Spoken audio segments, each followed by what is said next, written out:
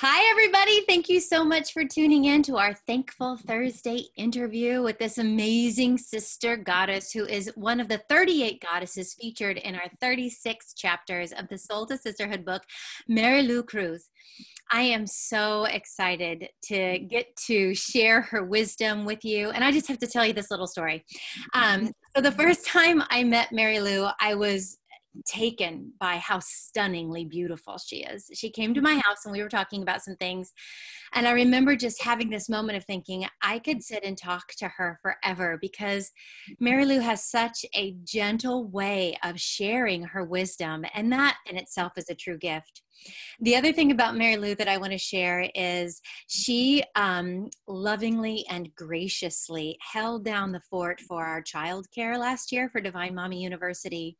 And you know you have a special soul in your midst when children, some of the most of discerning audiences with the ultimate bullshit detectors, when children just literally gravitate towards someone's heart and soul. And that was what I got to witness weekly with Mary Lou. Children gravitate towards her. They felt comfortable with her. They listened to her. They shared with her. They played with her. And I tell you what, you're going to want to do all of those things too after you get to listen to Mary Lou talk about her story and share her medicine. So without further ado, I want to introduce you to this graceful, gorgeous goddess, Miss Mary Lou. Hey, Mary Lou, how you doing? Hi, Jamie. I'm doing beautiful. Thank you. I'm so psyched that you're rocking that Flower of Life teacup there. Yes. I got it from Unity. Ah, that's our place, isn't it, babe? It is. I have some cacao here, so everybody that's watching this will be in this ceremony and spirit. So, can you talk more about that? What you do with your sacred cacao ceremonies? Yeah. So for me, cacao is very sacred because it comes from. It reminds me of my childhood with my grandmother. When I was growing up in Mexico for the first 5 years, she would wake up really early in the morning, grind the cacao, make it into a paste, and then milk the cow, and then she'll bake fresh bread. And so that would be like our breakfast, milk, chocolate milk with homemade bread that she would bake. And so when I came to the States later on, not too long ago, I, came across how cacao was much more sacred than I believed myself to be. Once I became aware on how it can be used in a ceremonial, things that I wasn't taught myself because it was just something so natural for us to use at home growing up in Mexico. That in the moment that I started using it to kind of go in within myself and learn how to listen to the medicine of cacao, just all these flashbacks of my childhood came back, and it's as if like a big heart opening, like just I can't even explain it. I mean, it was just explosion of emotions that tapped me and tipped me back to my childhood moments with so much love and grace that I just have gratitude for it, basically. So thank you. And you heart openers, so if anybody wants them.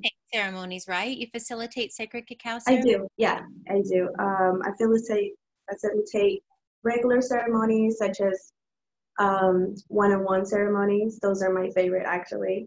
And also like group ceremonies. For the most part, I never advertise myself doing, because to me it just feels like a very sacred ritual ceremony.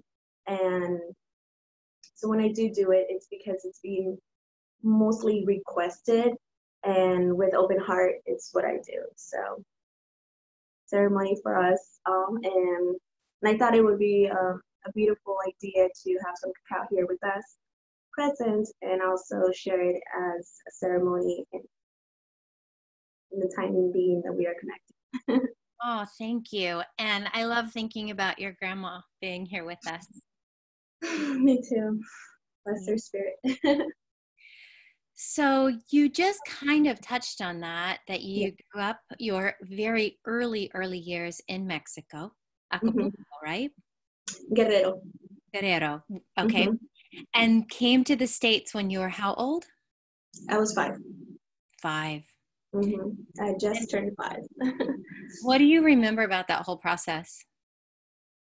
I have a little flashbacks of where I used to live, which was by the river, fishes, all these kind of nature stuff. And then I just remember uh, being somewhere in the border. I think we were being ready to cross and just playing with the bouncing ball. These are my 5-year-old memories I have. And being in an airplane and seeing the cars so tiny and wondering what those things were that were moving underneath us. And getting here and feeling so foreign to just, it's so different, you know? Um, and so foreign and alien because I felt like everybody spoke a different language that I couldn't understand until years later. And So, you share in your story that the reason you came to the States was because your mother spoke her truth. right. Can you Yeah. share about that? Well, my dad had been going off and on to Mexico and California, going over for working reasons. I want to say since maybe 1979, 80, first 80s. And up until I was born in 84, and my mom already had myself and my 2 older brothers. That's when she was living with my grandmother and everyone else, and she was just tired of the life where my dad would just come down whenever it was time for him to visit the family and then go back to the States again.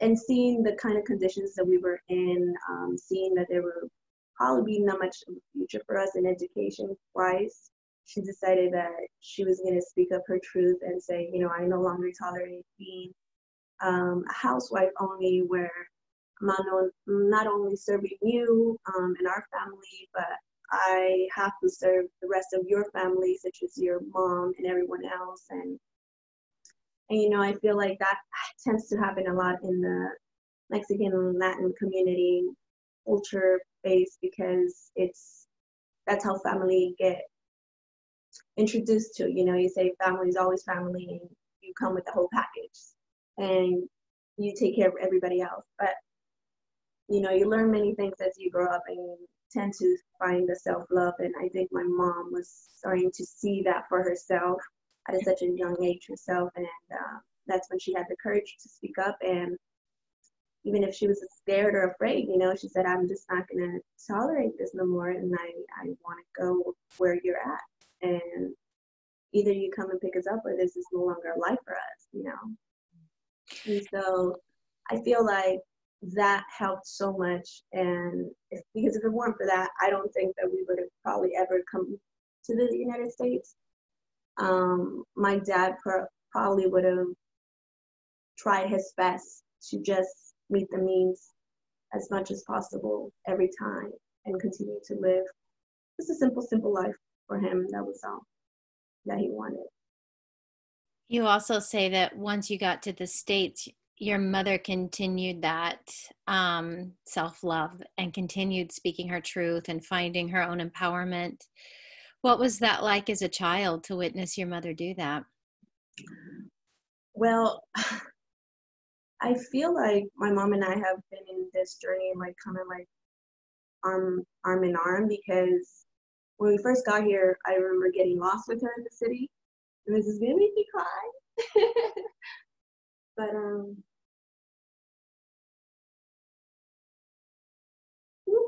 yeah. What's so emotional about that memory? The feeling of lost. Yeah. In a big city that we didn't know. So, but we got to love and learn that city, and just have so much appreciation for it. Mary Lou, thank you for being so authentic with us. I know I've felt so lost so many times in my life, and I'm sure we all have. And to think about that 5-year-old version of you and your mama not speaking the language and being probably terrified. Yeah. Yeah, in LA, lost. We can all empathize, and thank you for reminding us to all send our inner children love, because I know we've all had those moments. So thank you. As our good sister goddess Jackie always says, thank you for being me. Yeah. Yeah, I grew up in Orange County, Westminster. And so I think if it would have been LA, I would have been way more lost, feeling of lost. But it's definitely one of the first memories when I arrived here. My mom going out for job hunting and taking me with her. And not knowing how to take the bus rides and just getting lost in the city. And now I laugh about it when I get to pass through that area with my mother. And I was like, remember this area? And she was like, I can't believe you remember. And I was like, I do. So. Well, one thing you share in your story is that as you grew up and went through those teenage years and witnessed your mother standing more and more in her empowerment and really seeking her education and finding her own ways to sort of satiate her need for her own wisdom, it was bittersweet because you got to see this beautiful woman, your mother, right, standing in her power and her truth, but you also got to see how it was the demise of your parents' relationship. Yeah, there were better, like you said, bittersweet moments, really, because, we're accustomed to believe that families stay together no matter what, and regardless of what maybe one person may be going through, and that is their own wounded child within that haven't healed, and not having the tools or resources or maybe even the mindfulness to tap into that. It's a really struggle for everyone else. And I remember growing up with those kind of contradictions in the families all the time, and just seeing how, well, why can they see that, you just have to speak for what you truly want and speak from your heart, and letting them know each other, this is what I will do, this is what I won't tolerate, and but I feel like as the only child and female that I was in my family, it was very hard for me to be allowed to speak my truth in that moment. Until I was about 18, that's when still like this throat chakra just opened up and didn't care no more, and was just speaking truths for everybody, especially because they had decided to take, live different lives apart. So it was just like, yeah, I was able to just tap in and be like, hey, this is what I've been seeing, and this is what it looks like from my side, And your parents ended up divorcing then, right?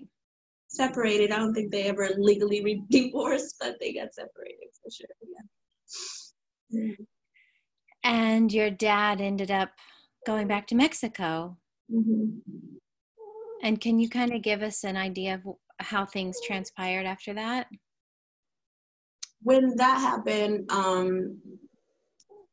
they both took their time to reconnect again with someone else. But once they did, my dad was just got remarried, period. He went to Mexico, he married again.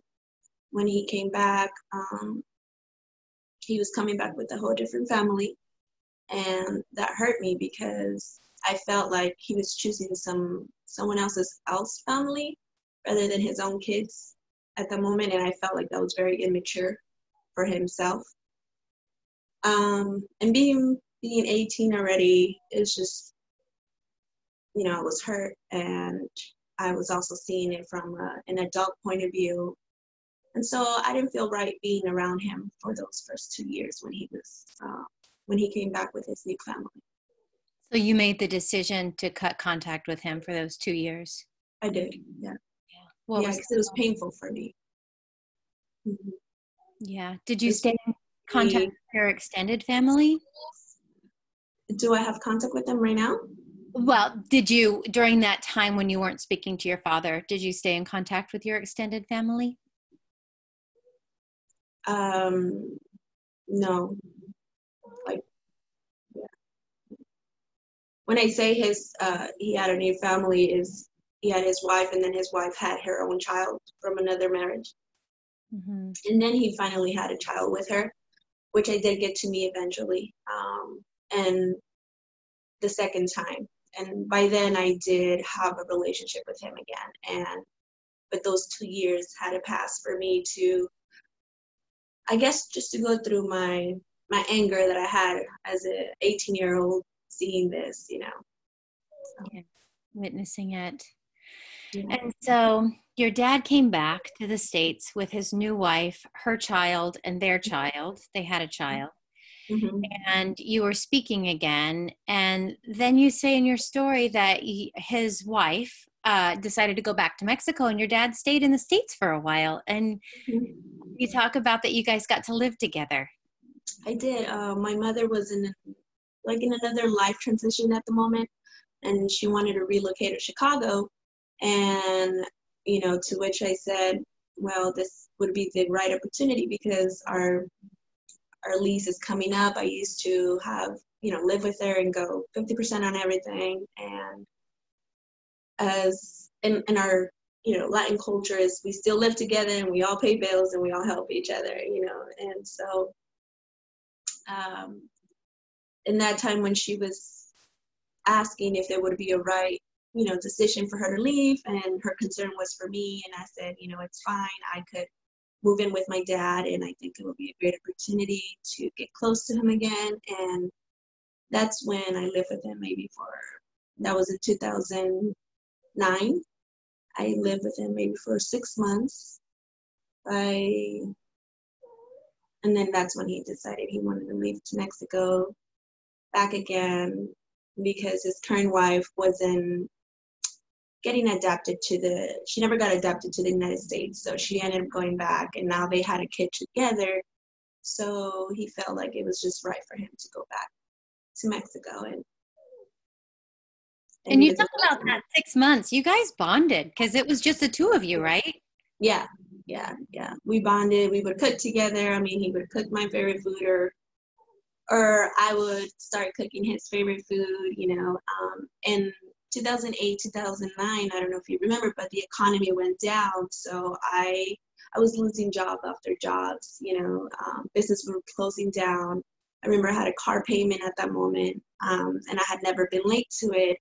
And I was getting worried and depressed, and remember feeling like, oh my God, my life is going, and I knew I was okay, but there was this materialistic side that was just saying, how are you going to pay this? How are you going to pay that? And though I live with my dad, I've never felt like my dad should pay this for me, well, he will help me.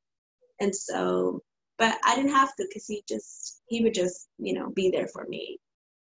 And I don't know, that felt like that was like really at the end what I needed the most, to feel his support. Yeah. Mm-hmm. Yeah. And so when he left to go back to Mexico that second time, that was the last time you saw him. I did, yeah. Yeah, when he said he was going to leave, I instantly had like kind of like a rejection to that idea of him. Trying to find like the best kind of like scenarios why it wouldn't work out for him. And it just didn't seem logical for me how he would make it happen. But, at the end, it felt it was his destiny, his call already. And I remember that our last goodbye, was just, it felt like it was a forever. And I didn't know what it meant in the moment, but I just knew that there was something very strong going on. As if, not knowingly, that would have been our last goodbye hug, an exchange of words with each other. Wow.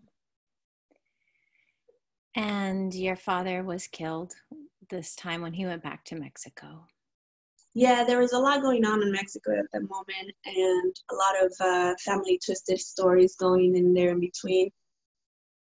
But when he realized the danger that he was in, as far as living in a place that people were showing up dead just around the corner, he called us and we happened to be all together. So we had like a family call, and, he was just telling us that he was already going to finish his crop and he was going to start just thinking of coming back the next week, actually, the following week after we were talking. And that week just never came. And instead I got a phone call about 5 a.m. from an uncle. And just, picking up the phone call and hearing, your dad was killed. It just felt so unreal. I don't even think I could say goodbye to my uncle on the phone. I just hung up on him and felt heaviness in my heart.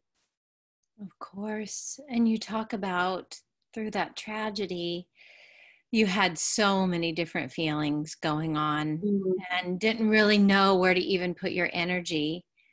But you said that there was a light that sort of came to you by chance. You were cleaning out a bookshelf of your boyfriend's mother, and a book jumped out at you. Mm-hmm. Can you talk about what that book was and what that book shared with you?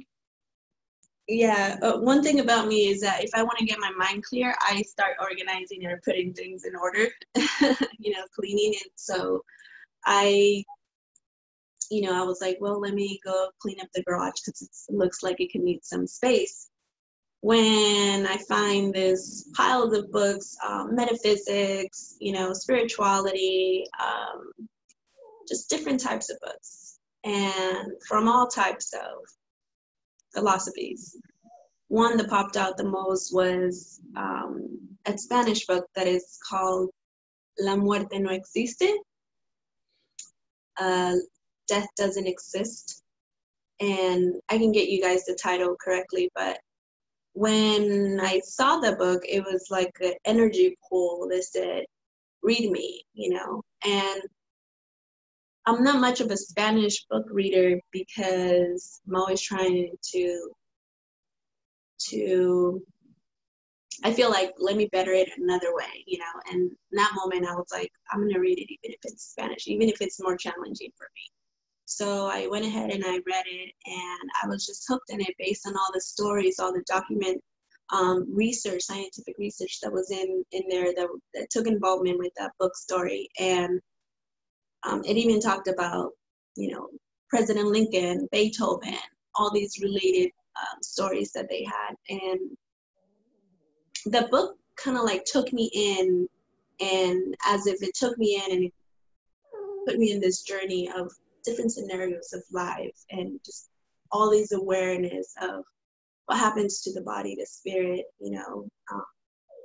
in different perspectives. And I feel like it was exactly what I needed, because anybody else could have come and told me, your dad is fine, you'll see him again, spirit always lives, everything else. And we hear those things, but when you read it from a book, it's as if you're reading it from a higher source at the same time. And that's what I felt like, this very deep spiritual connection with this book, that it just illuminated and answered so many of my questions, doubts, and worries that I may have had in that moment. And I remember even reading it twice of how impacted I felt for that book. And feeling this liberation of my spirit, just feeling like I can breathe now. I no longer had to feel this deep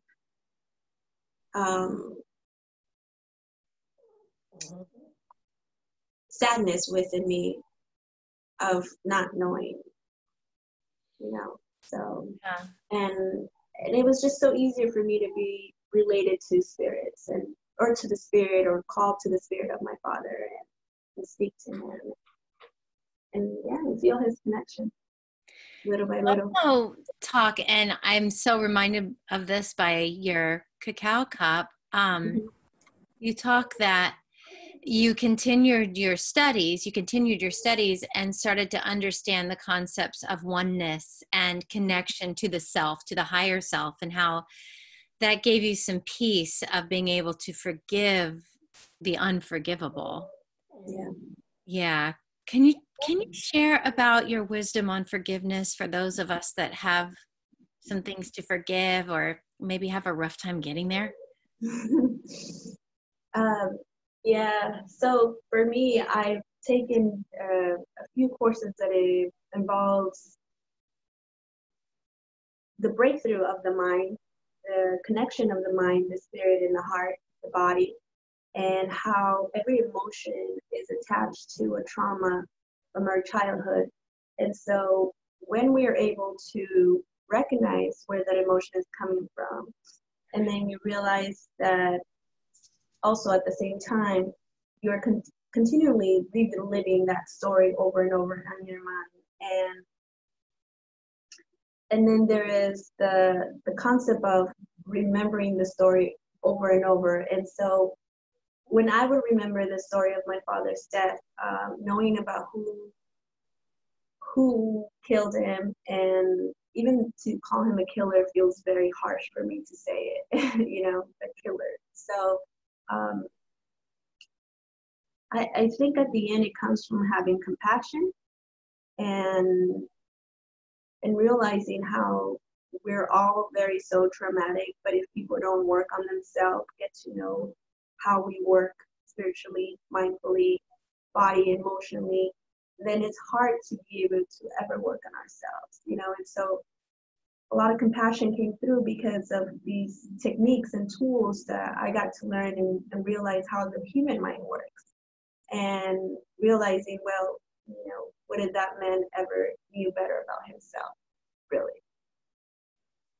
Knowing where he came from, it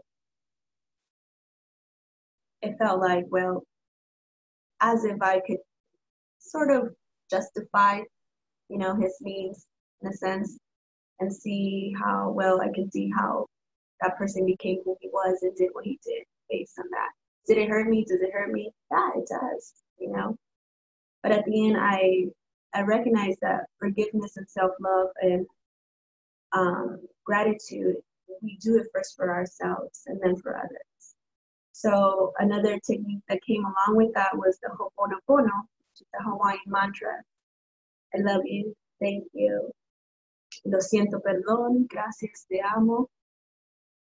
And that mantra just does to me like a big miracle. It's like a big cleanse for me. You say it and it just resonates in so many different levels. And also plant medicine, helps so much because plant medicine taps you into the subconscious even deeper, to the root of ancestry, where you cannot even know that it's there, but it will start to come out, and there'll be messages that would come through for you, such as maybe someone coming up to you and telling you something, and then if you're able to read the messages, you'll see that that was a guide coming to you in the form of just a stranger coming up to you and saying something. I love that concept, Mary Lou, that the more that you go deep, the more that you're available and aware to sense that and know that which cannot be seen or tangibly felt, but that can be felt within, right? Within the heart and within our Yeah. souls and intuition. Yeah. And just how that holistic perspective on medicine, and I don't mean pharmacology or pharmaceuticals, but medicine and wisdom of Mother Earth, of the self, plant medicine, how that holistic approach really can be so beneficial for a multitude of things, forgiveness and release being one of them. So thank you for that great reminder. Thank you. It's an honor and pleasure, and I'm just grateful for Mother Nature, Pachamama, for all the resources that it provides to us once we get to understand her, and just be in gratitude for all that she does for us. Yeah. And that's what it says on your oracle card. I'm going to paraphrase here, but you know, Okay. if I stay rooted in the negative, then I never see the good. Mm-hmm. Mm. That's That's your wisdom, baby. Put it in. I Mm. love it. I can't wait to see the rest of the cards. I know. I was down with Connie this morning, and they are amazing. Yeah, So yeah, we I'm just excited for the whole project. me And too. hey, I want to say thank you for being a part of it, Mary Lou. Thank you for that day in Divine Mommy over a year ago when you shared so courageously this story of forgiveness. And you did that as a selfless gift to the women in that circle. And thank you for trusting me and sharing your story with me so that I could put it in the book and share it with so many women, in the hopes that the healing becomes grounded and centered and transitive so that we can start to share it and watch the ripple effect of love. So Yeah. I am so grateful to you. And I'm grateful for you too, because this was, as I was telling you, I was like, I'm nervous to say yes. Because, it's one of the challenges. I like being the one that records and takes photos, but being in front of the camera is always a challenge for me. But thank you for inviting me into this challenge. you are welcome. Thank you for accepting. And Mary Lou, one thing I want to highlight and just bring more gratitude around is I know this is not an easy story to talk about, what you've experienced and sort of the timeline of your relationship with your father, from where it started to where it is now. And you have always been so open and graceful with me and with anyone who asks you about it. And it's just a testament to your character that the generosity of heart is so powerful within you that you want to share this as a healing tool for others to be able to hear your story and to witness it and then to go forth and transform their own lives. So thank you. No, thank you for seeing what it was too. You're so welcome, sweetheart. Well, I'm so excited for everyone to get to hear this interview. I also want to tell everyone, please go to the Soul-to-Sisterhood website and go under the interviews tab and find, not the interviews, I'm sorry, the goddesses tab, and find Mary Lou's bio. That's how you're going to get in touch with her. Because Mary Lou, tell us a little bit about what you offer. I offer space to hold, to be there for you, to listen to you, to nurture, and just to be there for you. But more than anything, I also do, I do facials organic with natural skincare products that either I will custom make for certain people depending on the skin type, or go with something more natural, with the company, or make it myself. Depends on how the skin of everybody is. And I also do childcare. I babysit for private home families. And right now, I'm just working a lot in finding all over myself again. I feel like it's always a transition that we go to. We always change and rechange again, and it's almost as if it's a moment to get regrounded again, putting all my ideas and creativeness into a groundiness, so I can go into it deeper and be able to provide it at a way where it feels like home. And you'll also teach Spanish, right? Indeed, yeah. Right now I'm teaching a 3-year-old. I tutor him. I take care of him, but I also tutor him. So when I take care of him, I'm only speaking to him in Spanish because that is the best way to learn. What a lucky little boy. Yeah. Do songs too, which is like medicine songs, and they love it because at first they're like, what am I singing? But it sounds so cool, and they start singing it, and it sounds so beautiful because you feel like the little spirits connecting to the medicine songs, um, and it's like their spirit, their soul just knows it, and they're so connected to it. So. They're connected to you, sister. Connected to the spirit, yes. Yes, to your spirit. Well, for our Soul to Sisterhood tribe, please spread the word that you can get a bespoke facial from Mary Lou with bespoke products that she will hand make for you and your particular needs and skin types. She's a phenomenal way shower to our next generation. So if you know of anyone that needs babysitting or nannying needs, please get in touch with her. And she's a wonderful, wonderful Spanish teacher and tutor for our littles. So this woman's talents never cease to amaze me. And we got to help our tribe, right? So please find her bio on the Soul to Sisterhood website. That's the word two, TO-sisterhood.com. Go to the Goddesses tab, scroll down and find her bio, and you'll be able to click right in there. I said click and link together, clink. Made up that word. You'll be able to clink on to Mary Lou's website, I think, and email and get in touch with her directly. Yeah, cool. All right, baby cakes. Thank you so much. Here, look what I have. I've got a Ravenclaw. Oh, yes. This is my Ravenclaw cup. A Raven's very called today. In fact, I just did the quiz this weekend, and I am Ravenclaw. Or at least I was on Friday. Right, because we're always changing every moment. Right. Yeah. All right, Mom, and namaste. I love you so much. Cheers. Namaste, and I can't wait to have a cacao ceremony with you and your sisters. Let's do it. Okay. I think so. I think it's the time. I think it is too. That's a great idea. All right. Thank you, sweetheart.